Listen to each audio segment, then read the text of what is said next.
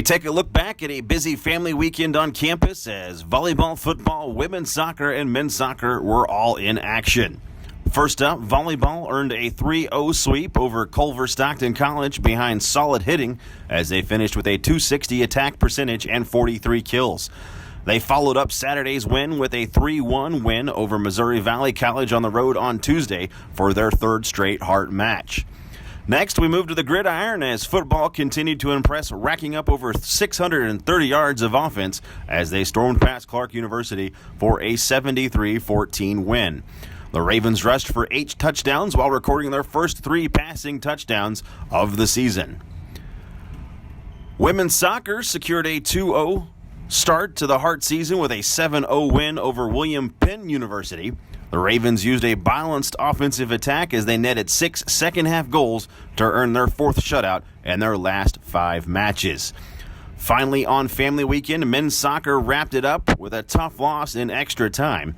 After battling back to even the score during the 74th minute, William Penn secured the upset, converting on a PK during extra time for a 2-1 win. And now we head into the studio as we catch up with quarterback Shaefer Schuetz, Director of Cross Country and Track and Field Henry Brun, and men's soccer coach John Sosa. Week 2 of the BRSN Insider starts now.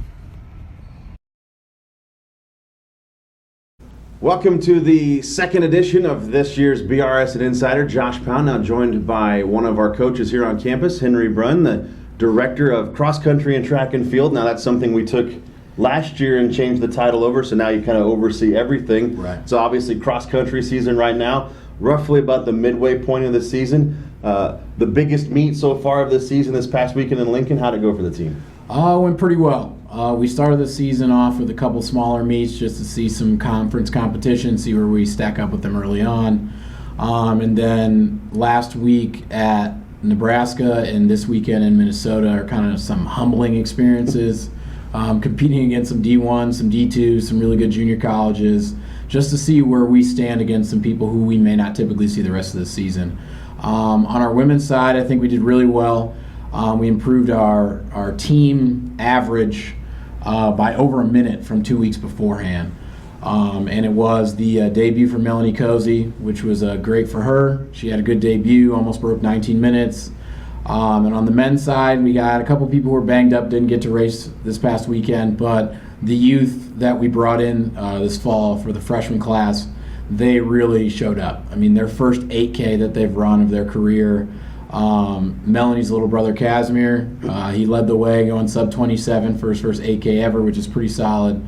And then our 1 to 5, 1 to 6 spread on the guy side was relatively close, so they're running in packs throughout the majority of the race, which is kind of what we're teaching and preaching throughout the season so that we reap those benefits when it comes to conference championship time. Well, you touched on a little bit Melanie's first race of the season. So first couple of races, she's not there, but the team results didn't really that well affect as far as the overall results, right. Still strong. Just talk about what that means for you to see early on that the depth of your women's program. You really do have a large number of ladies that are going to be able to compete towards the top. Right. One of the things that we focused on this spring and going into the summer looking at this season for cross country was that last cross country season, Melanie Cozy won the individual title.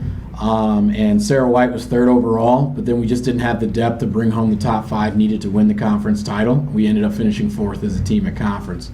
So Coach Davis and I went out and recruited 5 freshman girls to come in who we knew could be an impact right away. And within our top 7 for the first 3 meets that we've run, 3 to 4 of those freshmen have been in our top 7. So we knew that they would help bring us to the level that we needed to get to, elevate the level of competition at practices, and then really set the bar for some of the upperclassmen to say that you guys need to step up because we need to make sure that we've got a solid 5 to 7. And if there is someone who's injured or someone who's not ready that day, that we do have a little bit of depth. And we have quite a few freshmen out of the 5. I would say all 5 of them are contenders to be in that top 7 week in and week out. And it was really impressive to see that the first couple of meets. Well, when you look at scheduling throughout the course, when you typically, Benedictine has gone to a lot of the same meets year in and year out. Nothing's changed very much except for maybe going to a here or there to get a preview of potentially the conference. Obviously, we hosted a couple of meets at home last year. How do you balance the look of getting a couple races that are going to give them confidence and at the same time give them races where you know that they're going to be challenged? I mean, a lot of it comes down to where we start with recruiting to begin with. We want to make sure we recruit a team that's going to be competitive at the conference level. If we know that we're going to go into the conference meet, we're going to finish 5th or 6th at the conference meet, quite honestly, there's no need to go to any meet that's going to challenge us like the UNLs or the Minnesotas, or looking at the Catholic University meet that they have out at Notre Dame in the fall, which is something we're looking at in the future, because we're just going to get our butts kicked. It's not going to build much confidence, and we already know that we're not going to bode well at the conference level. So it starts there. And then it's trying to build through training and everything, trying to build a level of like a sense of a hierarchy of who's going to be our top dog and where do we need to be in comparison to our top dog, number 2, 3, 4, and 5. And then it's doing a lot of research to figure out which meets are going to challenge us just enough. So going to UNL this weekend was great. There were only a couple NAI schools. A few Big Ten schools were there. South Dakota was there. Iowa Central Junior College, Community College, they're number 1 in the country. They were there. So we knew that if we were just in the middle of the pack, it would bode well for us competing.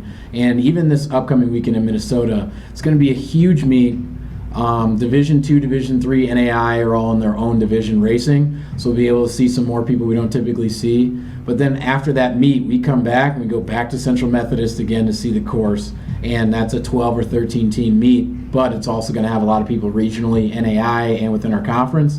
And then we go to NAI Mid-States, which historically the program has done well, and that's like the final tune-up. The nice thing that we've done with the depth that we had on both sides is that we've set up some varsity standards to travel to those bigger meets. So if there's a time cutoff, which is nice because typically we just take our top 7 to a varsity meet. On the women's side this weekend for Minnesota, we're actually taking 9. 9 of them hit that varsity standard. On the guy side, 8 did. So at least we've got a varsity 7, but we've got some depth too, so that they can realize that they're all competing for that top 7 spot. Now you mentioned Central Methodist. That'll be the site of this year's Heart Championship. You already went there once, go back a second time. Was the course the first time around? Is that the same course that you'll be running again? Yeah, for the women, they ran a 5K. Last time we went, they'll run a 5K again. The men ran a 6K, so it's still kind of a short course for them. But it's multiple loops, so what they saw is what they're going to see. And it's not the easiest course. It's very hilly. There are no flat areas. And because of that, we actually set up our schedule in a way that we go to meets that challenge us. So the UNL meet was actually relatively challenging because there was no steady flat surface. There was some slight inclines, some declines, but then you finish on a 200-meter incline to finish the race. So we chose that meet over Missouri Southern. Missouri Southern had a meet this past weekend. A lot of people from our conference and NAI regionally went there. That course is typically 45 seconds faster than the average course. Looks nice on paper, but a month from now, if you can't put it down on the course that's going to be hilly and challenging, you're not going to win. And that's how we ended up winning last year on the men's side, was making sure that we prepared ourselves with meets that challenge us so that regardless of the national rankings, wherever we sit in the conference rankings, we know that we've galvanized ourselves and we're tough enough to stand against anybody on any tough track. Now you mentioned that the course at CMU finishes with an incline. My experience in some of the meets that I've been through over the years, it's typically either a flat surface or even maybe a decline. So how common is it to have an incline at the end of a 5K or 8K race? Not too common, especially if the course is smaller and you're doing multiple loops. You're going to hit that incline multiple times. So when we're preparing for training and we're going to the golf course here in town, or we're going on 2nd Street or wherever we're training, we're incorporating some of those things into our reps, understanding that the mental component of being able to end on that, regardless of what the degree incline is, mentally you're going to know, okay, that last 200 I've got to gear it up and I've got to pass people for the team. So we've set ourselves up in a way that it's specifically geared towards this conference championship, knowing that if you win the conference championship, you get your automatic bid to Vancouver. And that's what we're trying to do on both sides, knowing that we're ranked number 2 in the conference on both sides. And both teams right now are ranked in the top 35 in the country, which is really nice to see that we continue to progress throughout the season. Well, the cross-country team heads up to Minnesota this weekend to compete. Coach, thanks for taking the time. Appreciate it. I appreciate it. Thank you. A wise man once said, "The world offers you comfort, but you were not made for comfort. You were made for greatness."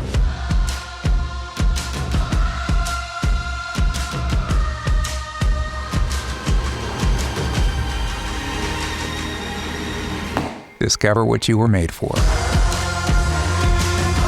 Benedictine College, where greatness begins.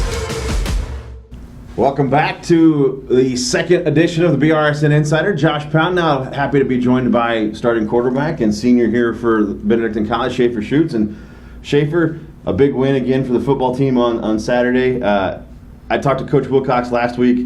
No knock on what Clark was, but last week the coaches decided to focus more on us rather than the opponent. How do you think that refocus maybe helped in the win on Saturday? Yeah, I mean, that's something that we try to focus on every week, just kind of playing our game and doing what we do and being efficient within that. And I think Saturday we were able to do that. We came out with a win. Is it scary to you to realize that maybe the offense is not clicking maybe as much as, we got our first touchdown pass of the season on Saturday, so that had to make you feel pretty good. But you've had to really kind of rely more on, is it just the way the games have gone that has made you kind of maybe rely a little bit more on the ground game than the air attack? Part of it might be, and then part of it also has been our timing hasn't been kind of, as you mentioned, what it should be. As we've moved forward the past couple games, we feel like we've done a better job of that. We know we can do it. We've done it the last couple of years. It's just a matter of doing it. So I think we've started to click a lot better here in these past couple weeks, and hopefully we'll see it play more of a role and we kind of get back to that balanced offense that Benedictine's had in the past. Well, part of the reason we wanted to bring you on this week was, not just to talk about football, because we just talked about football with Coach Wilcox, but along with Nicole Kelly, you are one of the representatives from Benedictine on the first ever Heart Association of Student Athletes. Mm-hmm. Now, most people commonly refer to those things as SAC, Student Athlete Advisory Committees, councils, whatever. You guys met for the first time at the Heart Summit. Just kind of take us through how those meetings went and kind of what they explained to you as the vision of the HASA. Yeah, so Lori is awesome, the commissioner of the Heart. She brought all of us in and allowed us to sit in on that entire conference meeting and kind of get a feel for how those go. We really made a push this first week on social media. We're really trying to expand the Heart's presence specifically kind of in the social media game and kind of brainstorming ideas on how we can do that and getting things done in that sense of things. So she actually emailed us the other day kind of trying to get after us and remind us, hey, we got some things we're still trying to accomplish. I know a lot of you guys are in season and stuff like that, but trying to help out with content and ideas and stuff like that moving forward with social media. Well, and ultimately those kind of groups are the opportunity to give the student athlete more of a voice that maybe they didn't have before. So from that aspect, how do you feel that maybe as you guys kind of work your way through this first year, obviously you're going to be graduating, so you'll hand it off to another set of student athletes, but how do you kind of feel like that's going to go? I think it's going to be fantastic. Lori, as I mentioned, really receptive to the student's voice and wants to hear from us and was very accepting of some criticisms we had and wanted to start a dialogue in some of those things and figure out ways that the Heart can improve in the eyes of the student athletes. And that was really reassuring to hear that she wanted to be a part of that and wanted us to have a voice, in a sense, for the Heart. Well, one thing we're going to start doing this semester when we bring in our student athletes is kind of have a little fun with you guys. So now we're going to move on to a little bit of a Final Four. So first thing that comes to your head, okay. We'll see what kind of answers we get out of it. Great.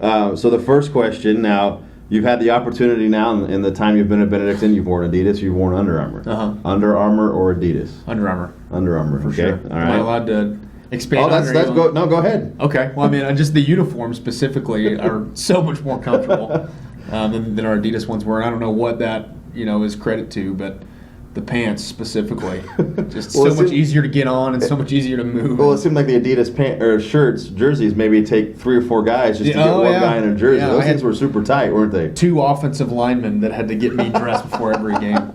Okay. All right. So next up, now you spent some time down in Kansas City, internship with the Kansas City Royals, correct? Many years ago, or with Dayton Moore. You spent time doing things with Dayton Moore. I've met Dayton. I haven't done a whole lot with him. Okay. So I already messed that one up. Lifelong Royals fan, though, right? Yes. Okay. Absolutely. So who's the next manager for the Kansas City Royals? Oh, I have got no clue. Really hurts to see Ned go. I have no idea. I don't know. I've heard Grofall. I've heard Swim as possible character. Now, I have a personal favorite, but I'm one of the few that wants it, so I'm not. What's your personal? I think it's Mike Matheny. Why do you think that? Because Dad Yost was a advisor to the general manager before he took the role as manager, and that's what Matheny's role is. Okay. Plus, I just like Mike Matheny as a man. So anyway, all right. So now this will be a little bit of a fun one for you. And you've done a number of interviews with us over the years. Mm-hmm. What is your favorite quarterback cliche? Favorite quarterback cliche? That were sissies. That were big pansies. That's a fun one to kind of to work in, and it's fun just in general, like in the weight room and stuff like that, walking around and just trying to lift a little bit more than some of the other guys and some of the linebackers. That's quarterback weight, man. I'm lifting that. Are you serious? And that's usually a good one to get under their skin. So, all right. So another fun one to end with here. So it can be kind of contentious in conversations when you ask this question. Is pineapple an acceptable topping for pizza? You know what? Really catch some flack for it, but I love pineapple on my pizza. There we go. Pineapple and, it used to be called Canadian bacon. Yep. Now they finally just call it ham. Yeah. But pineapple and, so you're in that boat? Pineapple? I'm perfectly fine with it. Yep. All right, so there you go. Shaefer Schuetz, quarterback for the Raven football team, likes his pineapple on his pizza, loves his Under Armour jersey. So, hey, appreciate the time. Yep. Thank you very much. Thank you. A wise man once said, "The world offers you comfort, but you were not made for comfort.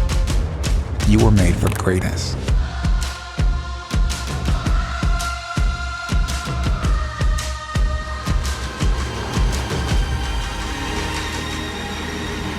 Discover what you were made for.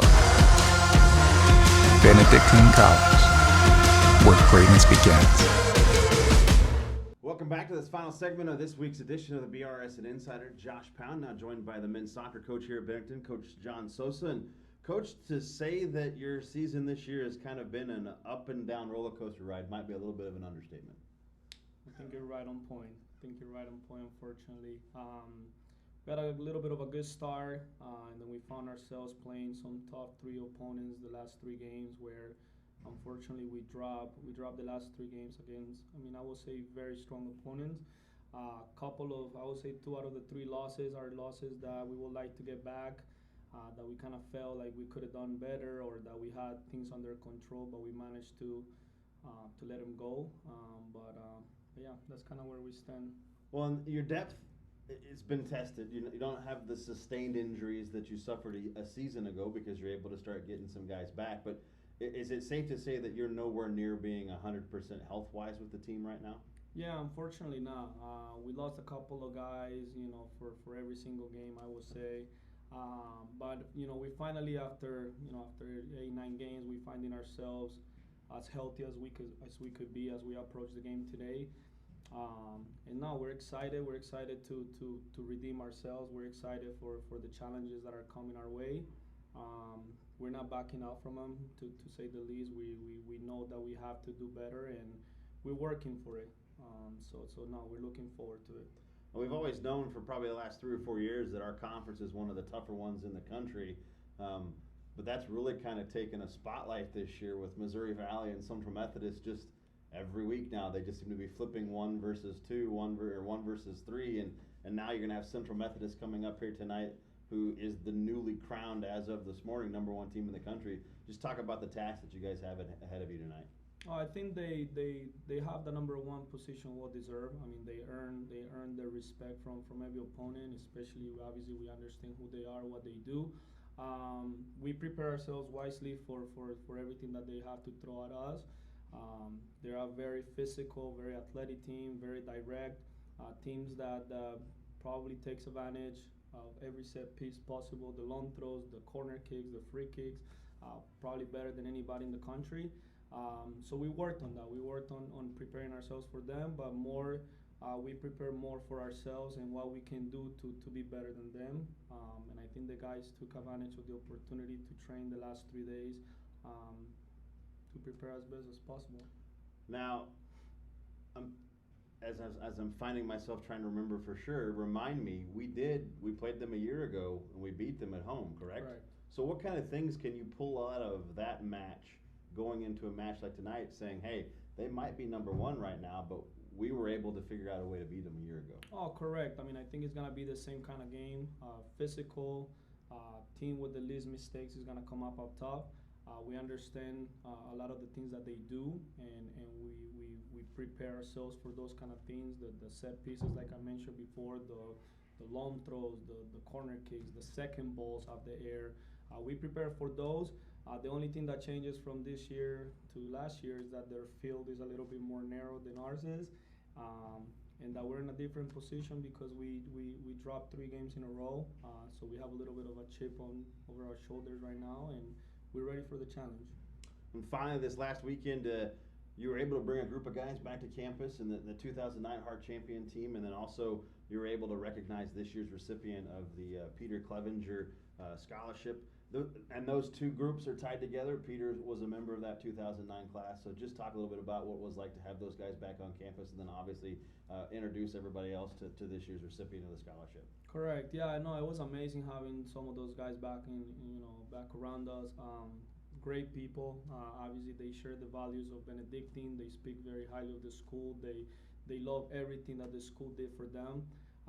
And it was great having them around because he showed our team, what it takes to win a championship. Looking at those guys and listening to them talk about, the things that they did to be able to accomplish what they did.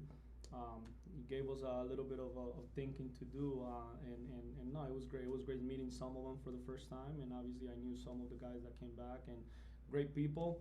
And then to go with the Peter Clevenger, obviously, we love remembering his name. We love remembering who he was. Obviously, I didn't have the opportunity to meet him in person, but all I hear is great things about him. I do have the opportunity to constantly keep in contact with his family, and they're an amazing family. So it's great having them around.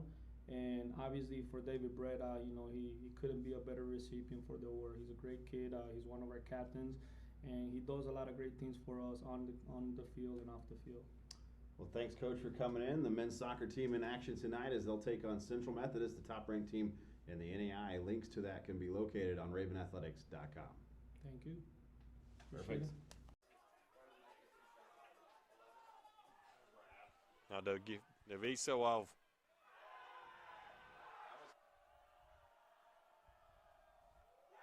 back of the net.